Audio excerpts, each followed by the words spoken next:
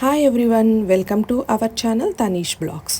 ఈరోజు మనం మురుదేశ్వర్లో ఉన్నామండి. ఇది మనకి కర్ణాటక స్టేట్ ఉత్తర కన్నడ డిస్ట్రిక్ట్లో బీచ్కి చాలా దగ్గరలో, ఆల్మోస్ట్ బీచ్లోనే ఉంటుందండి ఈ టెంపుల్. చూసారా ఈ రాజగోపురం ఎంత అందంగా ఉందో. ఈ రాజగోపురానికి లిఫ్ట్ ఫెసిలిటీ కూడా ఉందండి, ఎక్కడా లేదు ఇది మనకి. సో ఇక్కడ మనం 18 ఫ్లోర్స్ లిఫ్ట్లో వెళ్ళి ఆ చుట్టూ ఉన్న సరౌండింగ్స్ చూడొచ్చండి. ఇది లిఫ్ట్ వచ్చేసి యాక్చువల్గా చిల్డ్రన్కి 10 రూపీస్, అడల్ట్స్కి 20 రూపీస్ ఉంటుంది. సో 4 సైడ్స్ మనకి విండోస్తో కవర్ చేయబడింది. సో ఒక సైడ్ నుంచి మనకి చాలా అందమైన సిటీ వ్యూ పాయింట్ కనిపిస్తుంది. అలాగే ఇంకొక వైపు నుంచి మనకి ఆ పరమేశ్వరుని విగ్రహంతో పాటు మిగిలిన 2 సైడ్స్ మనకి బీచ్తో కవర్ అయి ఉంటుందండి. సరౌండింగ్స్ మొత్తం బీచ్తో చాలా అందంగా ఉంటుందండి ఈ టెంపుల్. అసలు ఖచ్చితంగా ఒక్కసారైనా విజిట్ చేయాల్సిన టెంపుల్. ఇప్పుడు మనం ఒకసారి మురుదేశ్వర్ కథ గురించి తెలుసుకుందామా.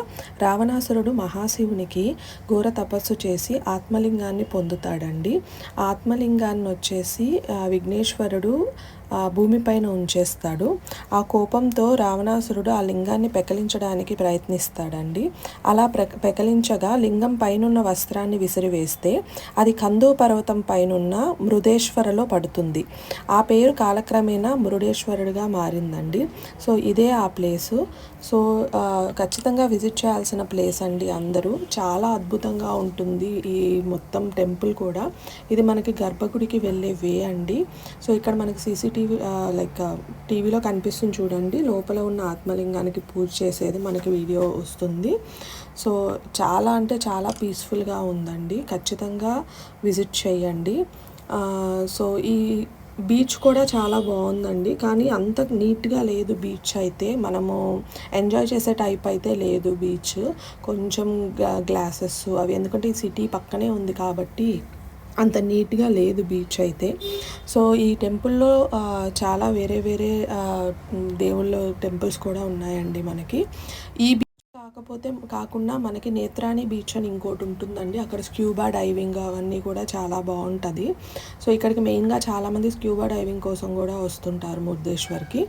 సో ఇక్కడ లోపల టెంపుల్స్ విషయానికి వస్తే కనుక మనకి నాగేశ్వరుడు, సుబ్రహ్మణ్య స్వామి, అమ్మవారు, అలాగే విఘ్నేశ్వరుడు, సో ఇలా డిఫరెంట్ టెంపుల్స్ ఉన్నాయి, దర్శనమిస్తాయి. భైరవుడు. సో చాలా నైట్ అయితే లైటింగ్స్తో చాలా అందంగా కనిపిస్తుంది మనకిది. సో ఇక్కడ నుంచి మనం కొంచెం లోపలికి వెళ్తే కనుక అక్కడ మనం విగ్రహం దగ్గరికి కూడా వెళ్ళొచ్చు. అక్కడ మనకి శనీశ్వరుడి ఆలయం కూడా దర్శనమిస్తుందండి. సో ఇక్కడ విగ్రహం పక్కనే మనకి చూడండి రావణాసురుడు వినాయకుడికి ఆత్మలింగాన్ని ఇచ్చే ఇది కూడా బొమ్మ కూడా ఉంటుందండి. Thanks for watching the video and please subscribe to our channel.